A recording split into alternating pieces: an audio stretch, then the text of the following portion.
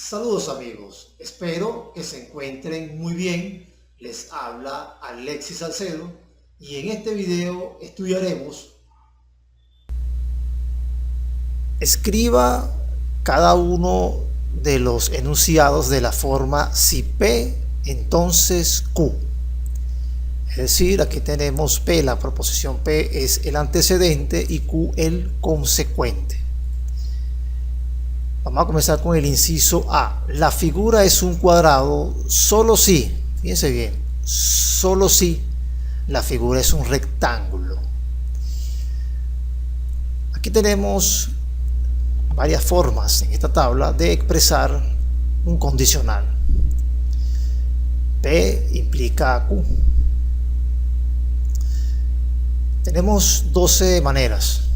Vamos a buscar entre ellas cuál establece solo si. Fíjense que es la número 8.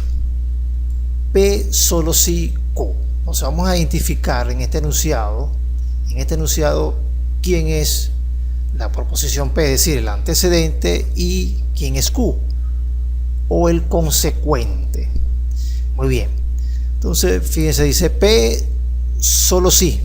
Aquí también dice solo si. Eso quiere decir que lo que está antes del solo si, es decir, vamos a colocarlo aquí, la figura es un cuadrado, corresponde a P, o el antecedente o la proposición P, antecedente o P. Luego del solo si aparece la figura es un rectángulo. La figura es un rectángulo. Eso corresponde al consecuente o Q. Entonces esto es el consecuente o Q. Muy bien, entonces con eso vamos a escribir esta oración en la forma si P, entonces Q. Fíjense, vamos a ver esto. Colocamos acá solución. Solución del inciso A. Si la figura es un cuadrado, fíjense, ese es el antecedente, coma, entonces la figura es un rectángulo, el consecuente. Muy bien. Vamos con el inciso B. Una condición suficiente, fíjense, condición suficiente para que la figura sea un rombo es que la figura sea un cuadrado. Vamos a escribir este enunciado de la forma si P, entonces Q. Debemos identificar el antecedente y el consecuente. Y eso lo vamos a poder identificar utilizando la tabla, formas de expresar el condicional. Vamos a buscar allí, vamos a buscar condición suficiente, fíjense, esa es la número 9. Dice, una condición suficiente para Q es P. Esto quiere decir lo siguiente, una condición suficiente para que aquí la figura sea un rombo, viene a ser el papel o es el consecuente, es decir, Q. Luego dice es P, entonces es que la figura sea un cuadrado. Eso representa entonces P, el antecedente. Entonces esto es P, el antecedente. Así, con eso podemos escribir este enunciado de la forma si P, entonces Q, de la siguiente manera. Fíjense. Aquí tenemos el inciso B, la solución. Si la figura es un cuadrado, que eso es P, lo identificamos como P, el antecedente, entonces la figura es un rombo, es decir, Q, o el consecuente. Así hemos escrito entonces esta oración en la forma si P, entonces Q. Inciso C. Una condición necesaria para que la figura sea un rectángulo es que la figura sea un cuadrilátero. Bueno, vamos a buscar entre las formas de expresar el condicional la que tenga una condición necesaria. Entonces vemos que es la número 6, una condición necesaria. Para P es Q. Vamos a identificar entonces el antecedente. Fíjense, para P, aquí dice una condición necesaria para que la figura sea un rectángulo.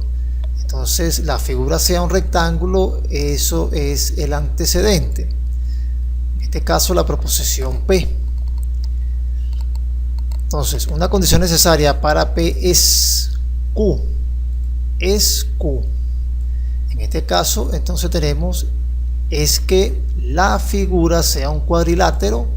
Eso es entonces el consecuente o Q.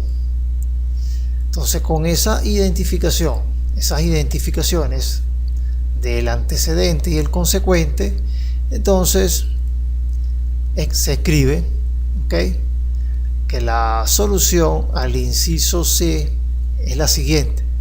Si la figura es un rectángulo, fíjense que eso es P, el antecedente.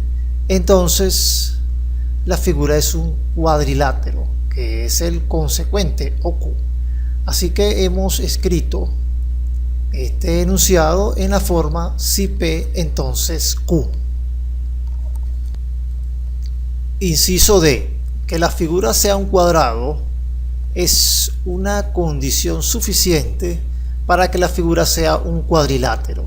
Entonces, entre las formas de expresar el condicional, vamos a buscar una condición suficiente. Fíjense que esa es la número 9, una condición suficiente para Q es P. Muy bien. En este caso, fíjense, una condición suficiente para Q es P.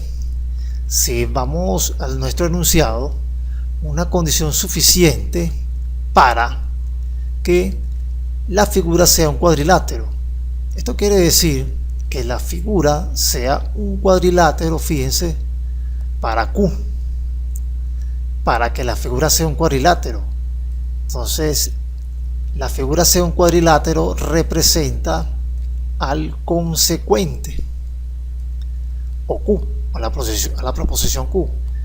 Por lo tanto, la figura sea un cuadrado representa a la proposición P o al antecedente.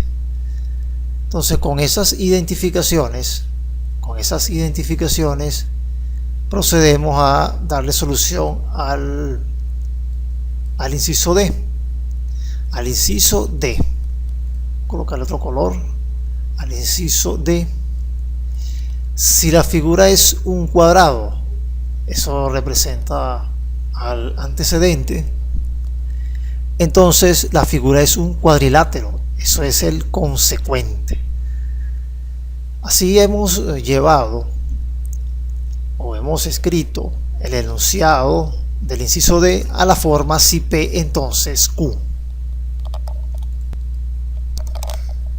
Inciso E. Que la figura sea un cuadrado es condición, fíjense bien, es condición necesaria para que la figura sea un rombo y un rectángulo. Entonces vamos a identificar quién es la proposición P, es decir, el antecedente, y quién es la proposición Q, el consecuente. Vamos a mirar las formas de expresar un condicional, la número 6. Aparece una condición necesaria. Para P es Q. Muy bien, entonces aquí tenemos lo siguiente. Condición necesaria para que la figura sea un rombo y un rectángulo.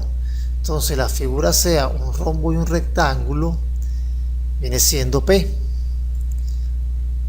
P, la proposición P o el antecedente. Luego dice es Q. Fíjense, luego dice es Q. Aquí en este caso Q es la proposición, la figura sea un cuadrado. Q Q o el consecuente.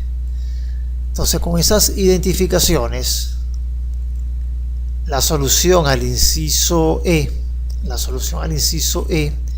es la siguiente. En la forma si P, entonces Q. Si la figura es un rombo y un rectángulo, que es P, el antecedente, entonces la figura es un cuadrado, Q, que es el consecuente. Muy bien.